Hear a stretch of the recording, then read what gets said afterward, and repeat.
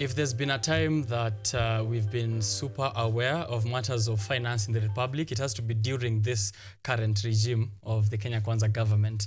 From last year, where 78% of Kenyans came out to say they're against the finance bill of 2023, some of the highest participation in terms of the bills which are tabled before Parliament. And this year, it's nothing unlike what we saw last year. We're also seeing a lot of participation in terms of the submissions that Kenyans have given for towards the finance bill of 2024. And there are a couple that the Kenyan youth should be very aware of. If we're speaking about, the increased cost of living, introduction of new taxes, which could lead to an overall cost of living increase and disproportionately affecting the young people who may also be on tight budgets and struggling to find employment.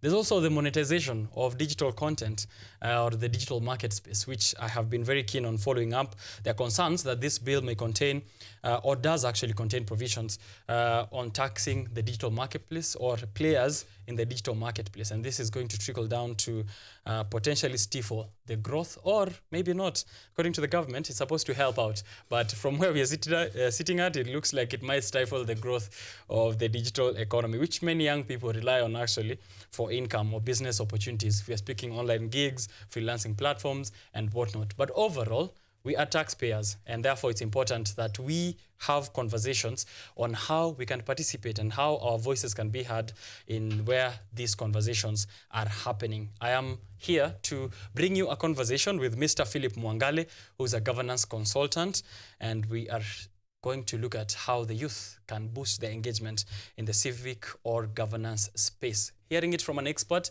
how he's been doing it himself, how does he get his voice heard in the spaces that he has been in, and what the youth can do in their smallest capacities to ensure that we're being heard. And in elections, why is it important that you participate, and how can we boost our participation in that kind of democratic process? Before I get ahead of myself, send me in your questions. I'll be forwarding them to the guest of the day, but first, let him introduce himself to us, and then we can go on with what we have prepared here for you. Welcome to the show, Mr. Philip. Asante sana. Thank you for having me. Very glad to have you here. Thank you. Well, you've already done the introduction, Yes. but just maybe to add, aside from consulting on governance, I also dabble in the area of law. So one of the things I do, well, if you ask me what I do, I'll tell you I establish order out of chaos. And those are just platforms that I use to do that. Okay. So around governance, we consult with organizations, corporations, businesses and individuals, and really just to make them a better version of themselves. Because we may have certain things within us, certain skills, but we may lack the tools to actualize those skills. So we also speak into this governance and development space. We speak to government, we speak truth to power, where we have an opportunity to do so. And basically, I'm an active citizen. Yes, that sums it up. Okay. Yes. In your days as a youth, how was participation like? There's a concern that the newer generation isn't really concerned with matters of governance because politics near how was it? Has there been a shift, or is this something that just has been like so? Well, you've said in my days as a youth. In your days, I don't know. I don't know whether you're calling me old. No, not at all. But anyway, in answer to your question. If you look at the previous governments, there's a way citizens engaged with government during Kenyatta's time, during Moi's time, Kibaki's time, and so on. And this had a lot to do with how government was functioning. You look at people who grew up in the colonial period. Well, most of them are actually, a few of them are remaining. Those who grew up at the height of the colonial period, the interaction with government was very different. Most of them interacted with government from a point of fear, because, the colonial government was a subjugative government. So they transferred that kind of fear into the Kenyatta regime. Everything and anything government said had to go. If you asked those who are slightly older, how they interact with government, they will tell you, you can't fight government. And that is where the term mkono wa serikali ni mrefu. It can find you anywhere. So there's that understanding of what government should be and how citizens should engage in government. And then came Moi's government. Those who were very active and grew up during Moi's government, at the height of Moi's government, Moi's government was very suppressive. So you had those who were coming from the Kenyatta regime, adults coming in from the Kenyatta regime. They didn't see the need of engaging government beyond the vote. Those who grew up actively during Moi's regime were activists because it was suppressive. They didn't understand why they could not have a voice. And it was also the period where people were going to school. There was a high number of people getting into universities. There was enlightenment across board. So the engagement with people then was an aggressive engagement with government. Any policy that was coming from government had to be fought at all levels. Any directive that was coming from government had to be aggressively fought. Then came Kibaki's regime. So those who had grown up in Moi's regime now were in Kibaki's time. Most of them, of the activists, had gotten into government. And things slowed down quite a bit because Kibaki's government was sort of, it was a pivot from what we were used to, from Kenyatta and Moi. Right. And so people relaxed quite a bit because government was working, institutions were working.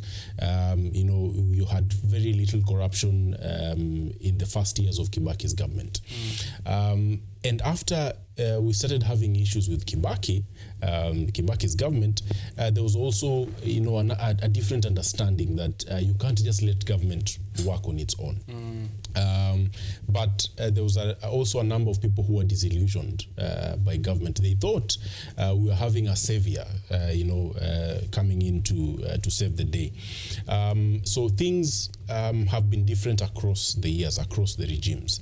But today, the youth of Kenya today is only involved, and I say this understanding and acknowledging that there are youth who are really involved in how governance works, but the youth is mostly involved at the campaign political stage. That is the most the average youth of Kenya today is involved in matters of governance. So after campaigns, they're engaged in rallies, they are used on social media by the politicians, in that campaign period, it ends there. And then wait for the next election cycle when they are activated to run around in campaigns, join this faction and that faction. But when it comes to engaging in governance, because you see government, if those who studied GHC and later social studies, we were taught that there are three arms of government. You have the executive, you have the legislature, and you have the judiciary. So the citizen is nowhere in that space. But in a functioning democracy, you have to have the fourth arm of government, and that is the office of the citizen.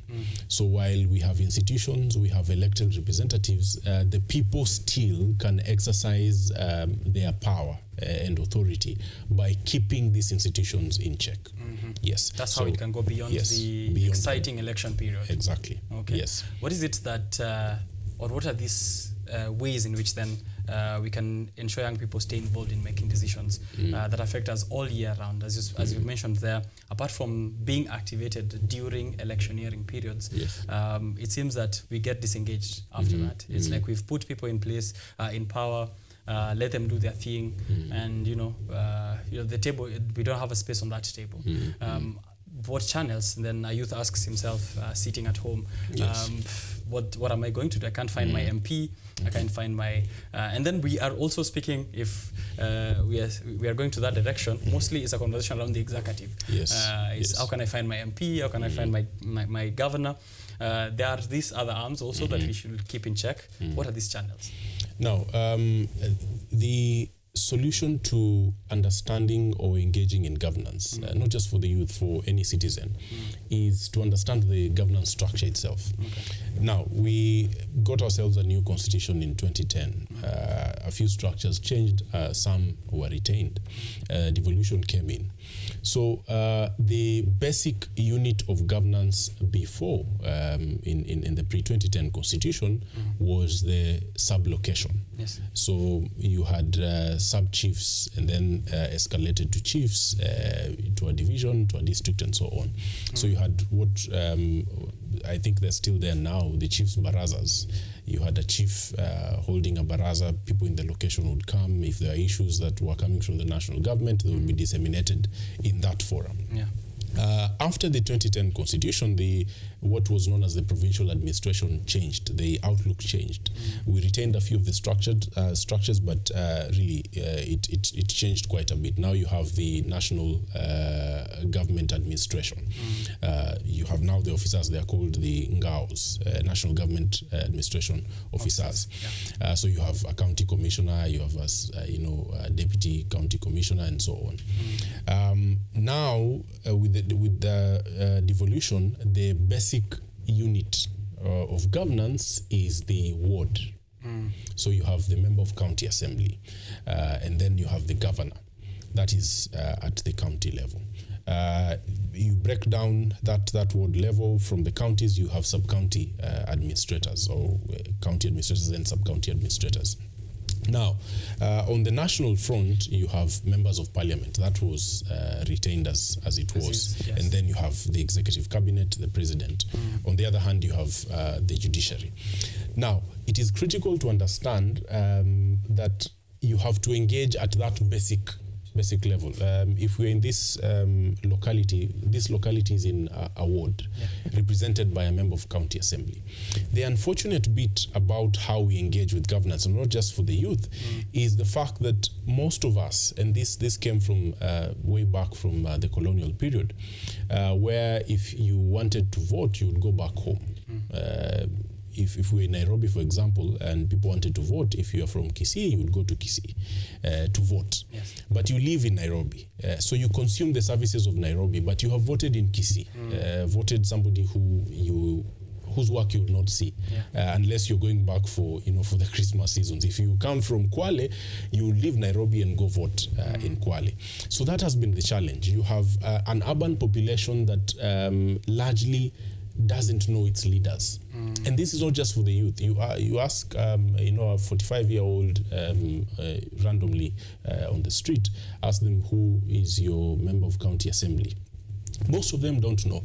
But back at home in the rural area, they will tell you who the MCA is. Yeah. So they are more concerned about the local tribal politics at home rather than where they consume services. So the first thing that ought to change is that we need to vote where our services are. That is number one. If you voted in an MCA here, you will be very interested in finding out why a particular road that falls under their docket has not been worked on. You'll be very interested in why they are not engaging you in county legislation, for example. So that is the first bit. And number two, when it comes to continual engagement, one of the things that we need to understand is that the way government works is directly related to how we enjoy life. And that correlation has to be made. So if we walk around thinking that things just work without understanding that every decision that is made in Parliament on every Tuesday and Thursday affects me directly. Every decision that comes from Cabinet every week affects me directly. If we have that understanding, then we will work to make sure that we are keeping these people in check. Let me just give you an example of the counties.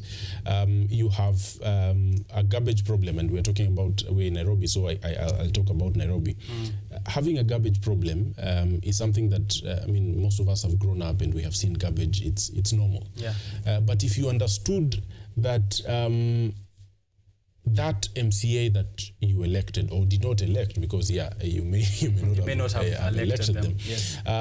Is very instrumental in making sure that that particular service actually gets to you.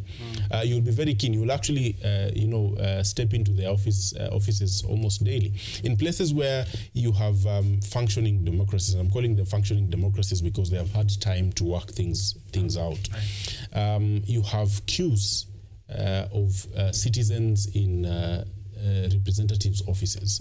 Here, an MCA opens an office in some nondescript place and it remains closed until when he wants to entice people with bursaries and so on, and then you'll see people getting to the office. Yeah.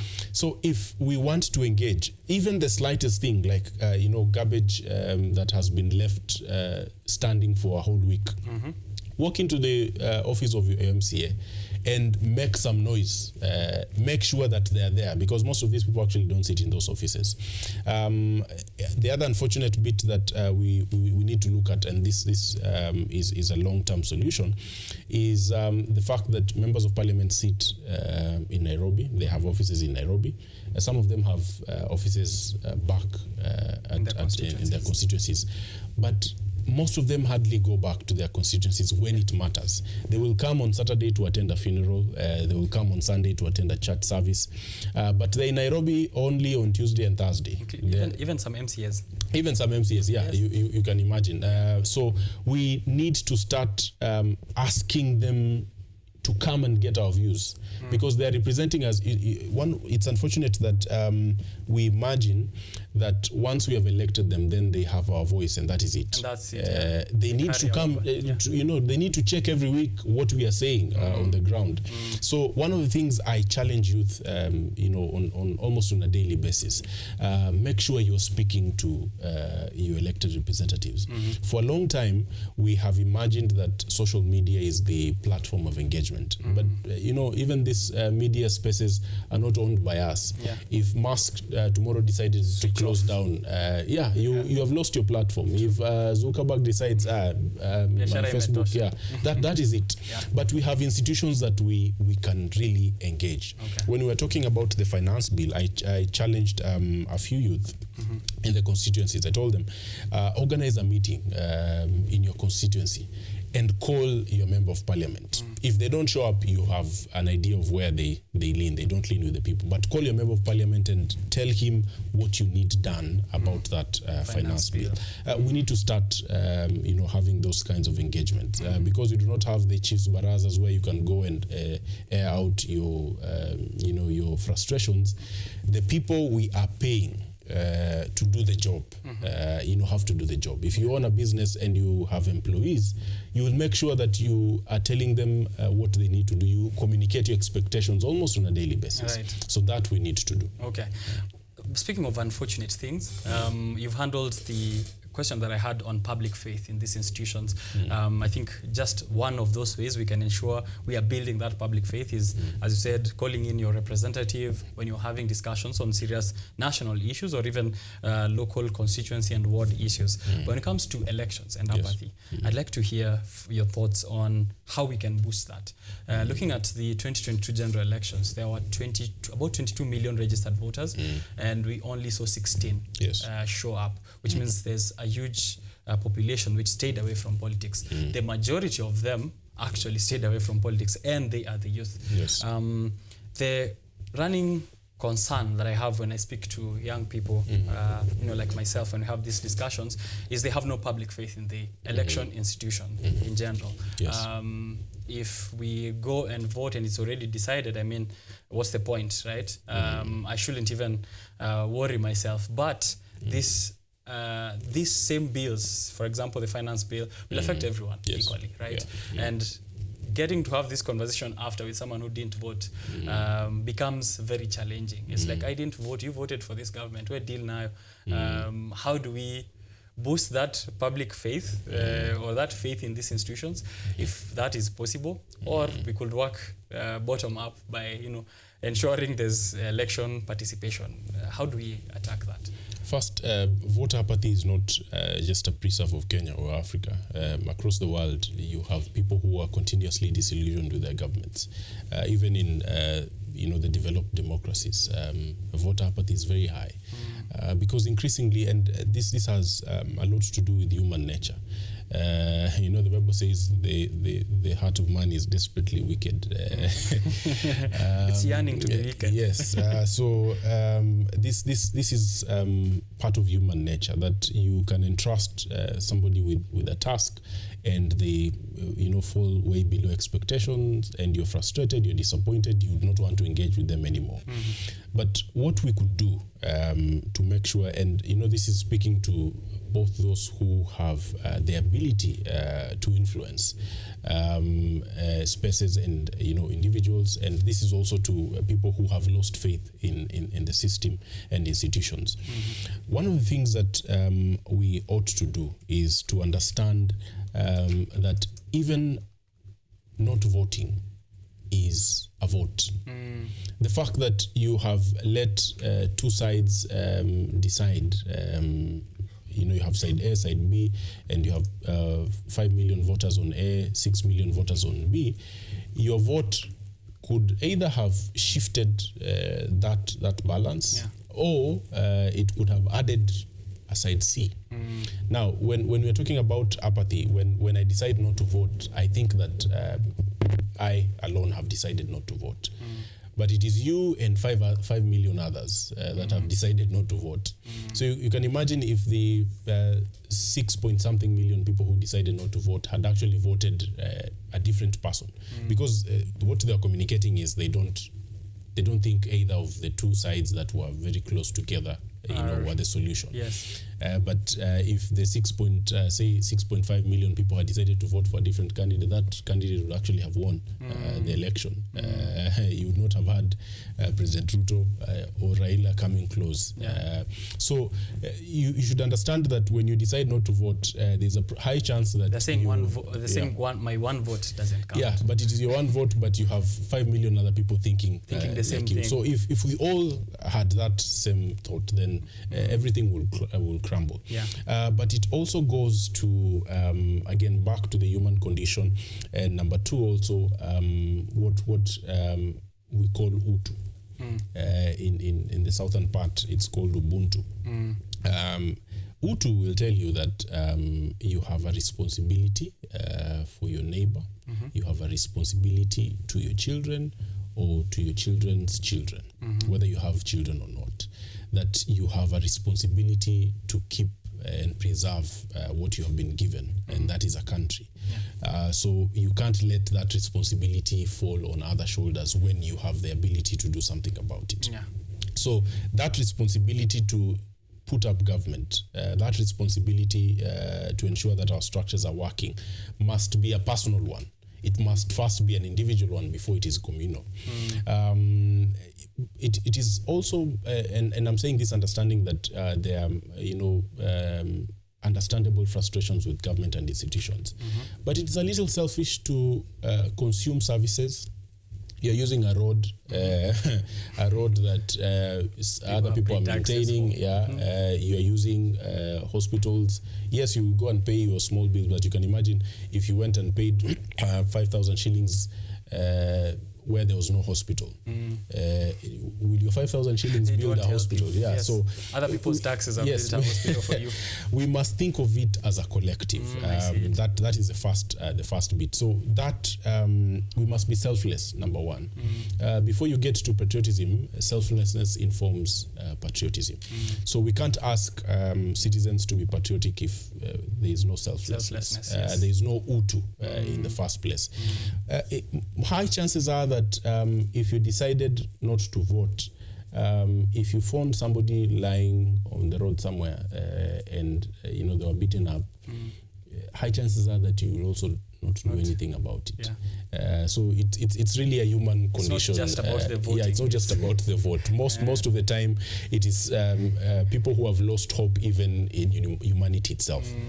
But I want to encourage us in this that we can actually do something about the failed institutions. You look at revolutions across the world, and by the way, revolutions across the world have always been started and sparked by youth across the world. If you look at the respective independence that we got across Africa, it was championed by young people. You look at the likes of Samora Machel, Thomas Sankara, Jerry Rawlings, Kwame Nkrumah when he was in his prime, Julius Nyerere. These were people who were young, in their 20s and early 30s. These are the people who birthed this continent. So you can imagine that the youth of today, who you know, in the 60s were very active and they demanded justice, they demanded fairness. The youth of today are saying, we don't care. You do what you want. But yes, unfortunately, your decision not to vote actually affects you. It's already a decision. It's already a decision. So understand the frustrations in our institutions not working, but the institutions we were not made for the institutions. We made the institutions for ourselves. And these are inanimate things that we can change. That we can change. An individual, how many people are elected today? You have 200 and something members of parliament. You have a cabinet of a few people. I mean, it's actually a few people. It's a few people. So if we decided that we want to eradicate these few people, we will do it. But we just have to decide that we first understand that we have the ability and then decide to do something about it. And we have the responsibility. As well. Yes. When it comes to participation, sometimes once someone has lost their faith to humanity and the whole process, some person C will provide a solution which is hata wewe try and vie. Is that something that you feel is also important in trying to help young people participate and engage in governance? I've heard that a lot. When you call out government, for example, you're told, jaribu pia. There are well-meaning people who would actually want to see, send people get into office. But then there are those who are dismissive. I mean, kama unaona kuna shida si wewe ingie. And it's an escapist, escapist mentality, because not all of us can be, elected representatives. We have only very few positions. But again, because of the human condition, even those we elect, we can't just sit back. We are sort of keeping each other accountable. Again, back to the Utu philosophy, we are keeping each other accountable. So yes, good people ought to vie.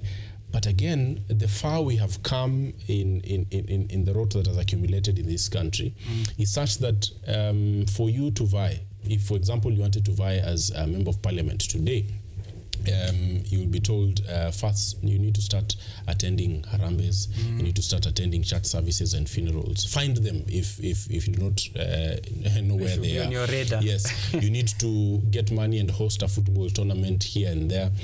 Those kinds of things. So we develop pretenders in our campaign periods. Somebody who you've never seen. 1 year to the election, they start giving 1,000 shillings, 5,000 shillings in harambes and church services, and then they host a football tournament, and you think, wow, this is the person. This is the guy. But if you look at the history, he's nowhere. So number one, we also need to be true to ourselves. If we really need or want good leaders, we must elect good leaders. It is unfortunate that, just picture this, that there's a country with the devolution setup we have. You have former governors, people who served in the governor position. 5 governors grouped together. In that group of 5 governors, you have confirmed thieves, you have drug dealers, you have a convicted, car syndicate thief or car thief, and you have people who have looted resources. 5 governors out of 47. That's what we know of. And that is what we know of. And they were elected having this record. Yeah, yes. you have a governor in the last, from the group of former governors, you have about 3 governors who are non-drug dealers. Yeah. They served for 2 terms. Drug Elected dealers and opposed. elected, by an overwhelming majority. Yes. And you have others who, in their first, not even their first term, when they were serving as members of parliament, they looted CDF. Yes. It is known, and the people actually know that these people looted CDF. Some of them were in court, but they were voted in. That tells us something about, what our condition is collectively. The rot is not just with the leaders, the rot is also internal. Collective yes. condition. So, yes, good people should vie, but are you going to elect the good people? Where does the disconnect happen between us knowing and us electing them? Because we do know, for example, in this current parliament, the 13th parliament, we have members of parliament who've shot people and some dead. Yes. And these are like cases which happened just before the election period. And we still voted them. Where does this disconnect happen? Is it really our collective consciousness that is conditioned so badly that you can't get away from it, or what is it? I think we have been over time molested into submission. So things have been happening over the years, beginning with our leaders. The looting in this country did not begin with Kibaki or Uhuru. The looting in this country began with Kenyatta, Jomo Kenyatta, and we allowed it. We assumed and concluded that a leader should be very wealthy, and they had to find ways of being wealthy. Then came Moi, and the looting continued. We did very little about it until the time when we were now clamoring for multipartyism. And even then, the conversation was not about the corruption. The conversation was, we need freedom to speak. Yes. If we had one man, we need to be liberated from, and it's called the second liberation for a reason. That people were suppressed. The conversation then should have been really about corruption, because we then gave birth to a new crop of corrupt leaders. Even those who are in the trenches, in the civic spaces, some of them are in charge or superintending over huge corruption in this country today. So we should have addressed those issues then. But then even when, and that is why leadership is very important. John Maxwell says that everything rises and falls on leadership. And that means societies can also rise and fall on leadership. So you could be a leader, you have some good people who have entrusted you the leadership, but then you lead them in the wrong direction. And that is what we've had. We began way back. There was a certain psyche that was imprinted in us that for you to get ahead, you must steal. Yeah. You speak to people who grew up in the Kenyatta regime, those who are working, they'll tell you, you can't buy a certain vehicle after, you have to wait. Things are slow. Take life slowly.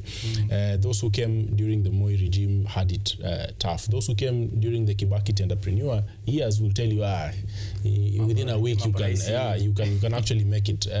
Kuomoka came with Uhuru Kenyatta, yes. Yeah. So we have that shortcut mentality now. It has been developed over time, and it's not like you are born and then you discover these things in adulthood. It even begins in parenting, because parents ingrain these values in their children. Just the way you can have good values ingrained in your children, you can also ingrain bad values in your children. I mean, children are seeing, those who are young now have seen the way their parents behaved. Those who were born in the 90s and early 2000s, they saw the way their parents behaved around money, the way they talked about government. There was this notion when we were coming in with the 2010 constitution that counties kuna pesa. And people were rushing to the counties. Lazima, not because they want to help the people, but because kuna pesa. Kuna si pesa ya salary, unaenda kula. Pesa ya county. Yes. People will tell you today that kufanya kazi na serikali, just get something with government and you're good to go. Yeah. So you can imagine as a child hearing your parent saying this, and hearing your parent talk about shortcuts as though that is the way to go. Glorified. Yeah, that is how you will also understand corruption as the norm. So we have come a long way. But there's not all of us, by the way, are dissatisfied with government. Not all of us, by the way, are dissatisfied with corruption. There are people who enjoy it. Who enjoy that. Yeah, there are people who think things should be like that. One example is when we have a leader, an elected leader who comes back after 5 years, maybe they lose their second bid for elections, and they sink to a level we'd call poverty, or like a normal level. Utasikia watu wakisema na huyu jamaa waste. Alikuwa pale kwa pesa. Unaingiaje huko na hawezi kula, unatoka free. So that psyche will take us a while to change. The EACC has been doing quite a lot in terms of trying to arrest people who are caught in corruption. There was a time there were so many arrests of policemen, traffic policemen taking bribes, and Kenyans were up in arms, were saying, why are you arresting small time fish? Go for the big fish. But look at it this way, that the people who are charged with enforcing law and order actually engaged in corruption. So who do you begin with? I mean, you must make sure that there is sanity with the law enforcers before you go for the big fish. So even if the EACC was to be given $100 billion every month to fight corruption, it would be very difficult for them to weed out corruption, because corruption is everywhere. Today, including at the EACC. Probably, most likely. Though I don't want to say it's there, but yeah, that is debatable. But if today you got into a matatu that is full, and you can see it's full. No one is forcing you to enter, but you can see it's full. Most of the time we say, Makangas force us to enter full matatus, but no one puts a gun to your head and tells you, enter this matatu. The light even. Yeah, but you can get into the matatu, it's full. You know what the law says, you should not, get into an overloaded matatu, but you'll get in and stand. And when the matatu gets to a cop on the road, you'll see even the police officer receiving the 50 shillings. You will say nothing about it. But the first point of corruption began when you got into an overloaded matatu. You're actually a lawbreaker. So if you start, you began the cycle. You are breaking the law in the first place, and you are not feeling anything about it. When the Michuki rules, and now just talking about transport, I think the problem was calling them the Michuki rules because we imagined that they were his, and so after he left, that was it. Get someone else. Yes, rules. But people complained when Michuki came in with the rules. People complained there were strikes, matatu strikes, but he was very keen and tough, and that is why I talked about leadership being very important. Yeah. And we aligned. And now we have people were getting into matatus, and you had to buckle up, whether there was a cop or not. People were getting into matatus. If it was full, that was it, because there were rules, and then there was strict enforcement. When we discovered that nothing was being done, even those seatbelts today in matatus are not there completely. Yeah. So this has to be fought on very many fronts. Number one, the citizens themselves. Number two, the leaders that we are electing. But if you elect goons and thugs, you know what to expect. Right. Yes. All right. I see why probably some leaders would not even listen to us when you're complaining about corruption. It's like this is distributed corruption. Yes. We are all sharing the same fate. Yeah. Why are you complaining from your end when you're also benefiting in one way or another? So it has to be fought, as you said, in all fronts. Just as we wind up now, I'm curious on how the public can engage, especially on the county level. Yes. When we speak civic education, civic participation, it's mostly about bills that are going to the National Assembly. Yes. But at the very county level, there are those decisions which are happening on a daily basis. How can we engage and also to boost leadership on those areas?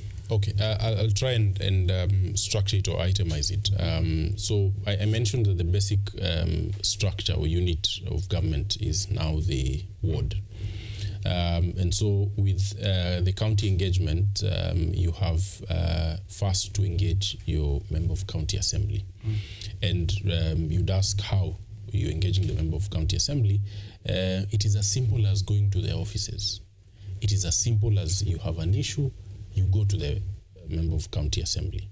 Now, we also need to understand what functions the county government plays and what functions the national government plays.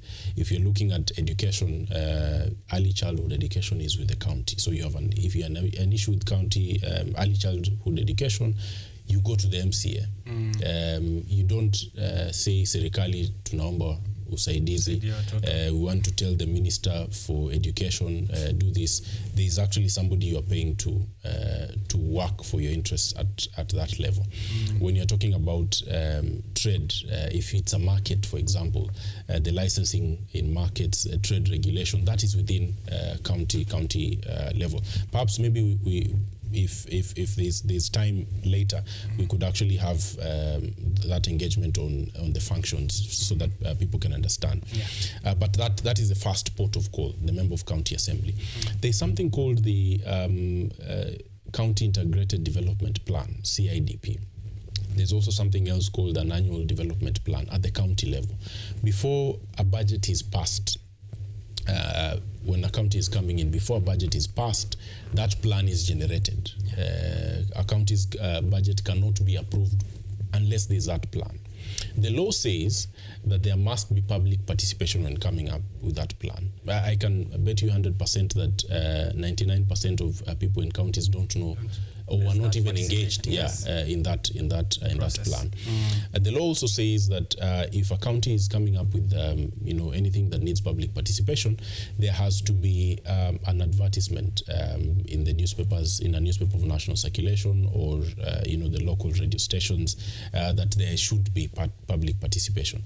So my challenge is, if you hear that public participation has been called for on anything, whether you think it concerns you or not, please find time and attend those public participation forums. The other bit on the counties is to engage the sub-county and ward administrators. Those that are flowing directly from the county executive. They're also being paid by taxpayer money. That is number two. Number three, it's mostly traders who are affected directly, who feel the effects of county bylaws, because the bylaw is passed to not operate in this area, and traders feel it directly. So it's mostly traders who find themselves engaging with the counties. But we ought to get to a point where we tie our services to the county. Garbage collection is a county function. So if you're in a place where you have garbage lying all over, please speak to your member of county assembly, because in some instances you may not get the ward administrator. If they're not close to you, speak to the member of county assembly, because these are issues that they can engage with at their level. That is basically what we ought to do. Unfortunately, we're in a capital economy that makes sure that if you're working from, some people work from 5 to 6 p.m. So you hardly have time to think about any other thing apart from survival. And I think the political class has made sure that is what we are super doing. Engaged. Yeah, if you're in Nairobi, you're waking up at 3 a.m. to beat traffic. You get to wherever you're working. You're back at night. You do not have time to engage. Yes. But if you have an opportunity to step into your MCS office, and I insist on MCS because MCS are starting to do very little for the people. Step into their offices, barrage them with your complaints and concerns, and make sure that they're delivering. Number 3, I've even lost count of how many things I've itemized. Yes. But number 3, which is very important, and I challenge people to do this, we did not elect anyone to address us in funerals, to address us in church services, to address us in harambes. So if you find yourself tolerating addresses from MPs, from MCAs, from governors, from senators in funerals and harambes, know that you are a failed citizen. Because if they are coming, and most of them, by the way, you'd go to a funeral and 3 hours is for politicians. Even the family gets only 1 hour to, to engage and whatnot. But if you get yourself in that position where you are seated, and you're listening, and they are, lecturing you and speaking to other people who are not in that forum, then know that you are a failed citizen. We have to get to a point where these people are speaking where we paid them to speak. Yeah.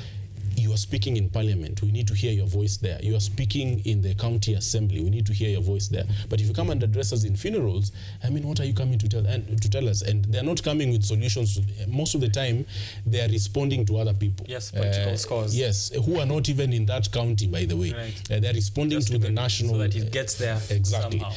So we need to be very serious about that. If we're attending church services and a politician is in the service, I see no point in them.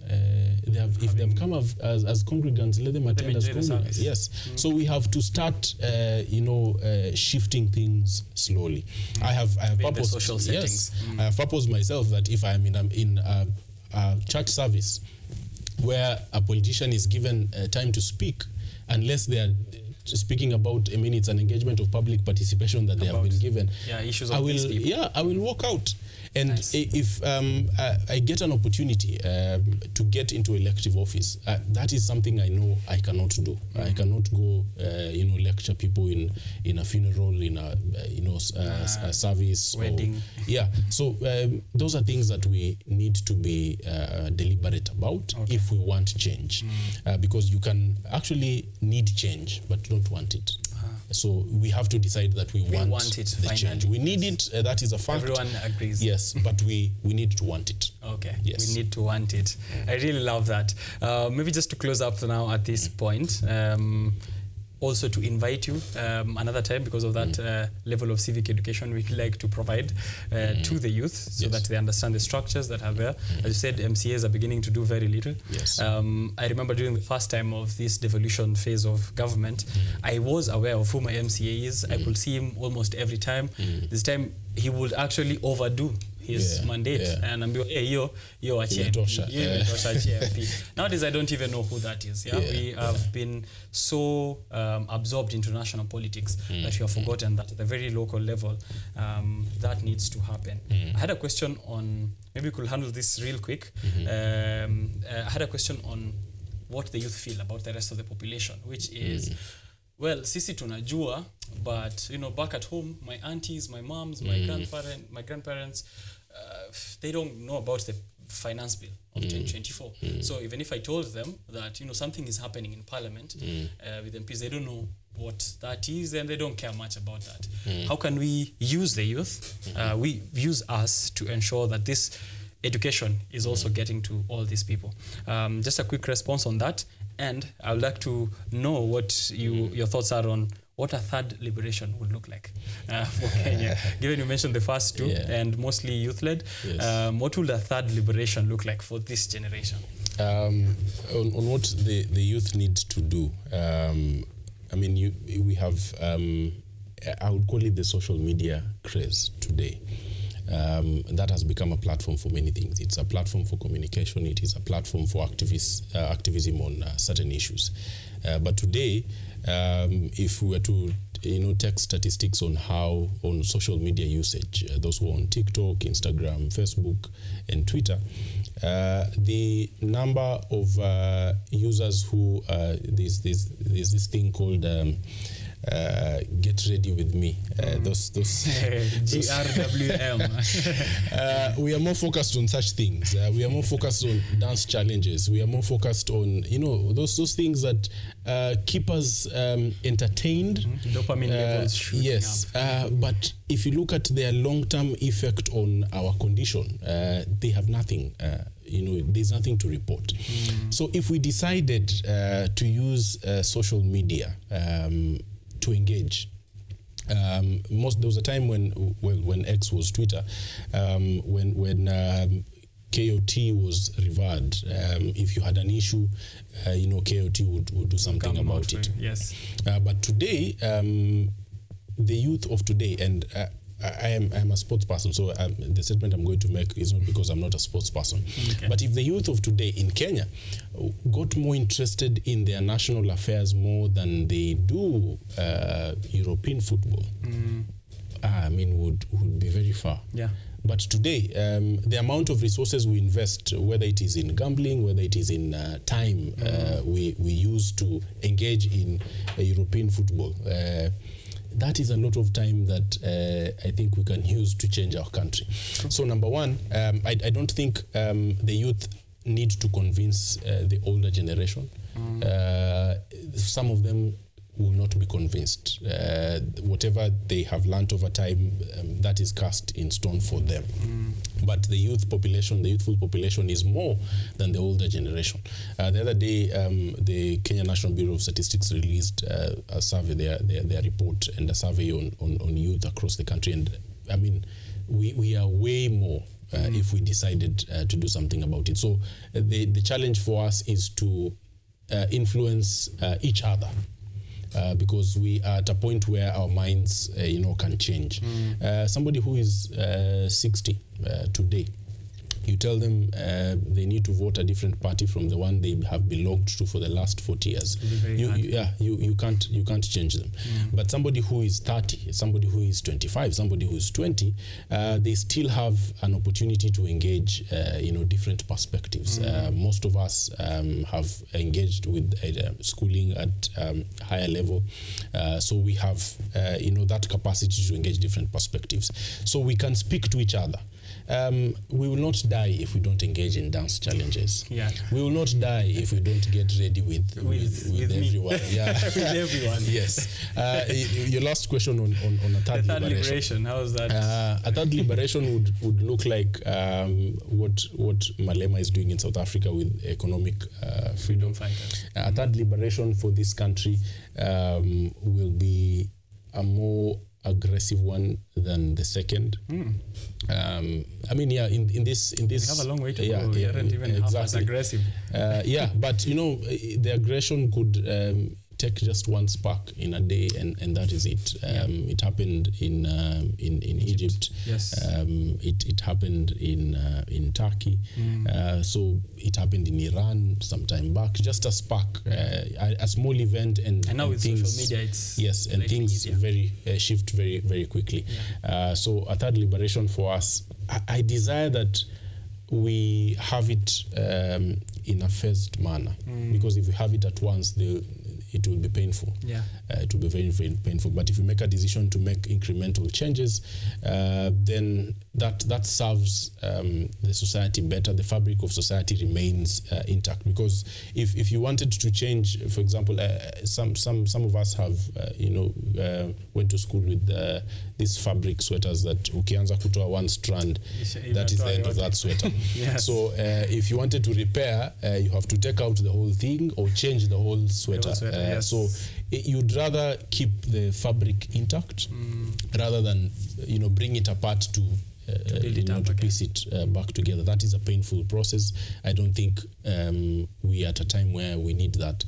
But if we remain hard-headed, that's is the unfortunate route. Yeah, exactly. Thank you very much. There's so much you could speak about, and I'm hoping, of course, if you find time, we'd like to have you here again and look at much more of these issues. Yes. Clearly, I feel a bit positive now coming out of this conversation. I've been trying to find some positivity, even on an individual level. Yes.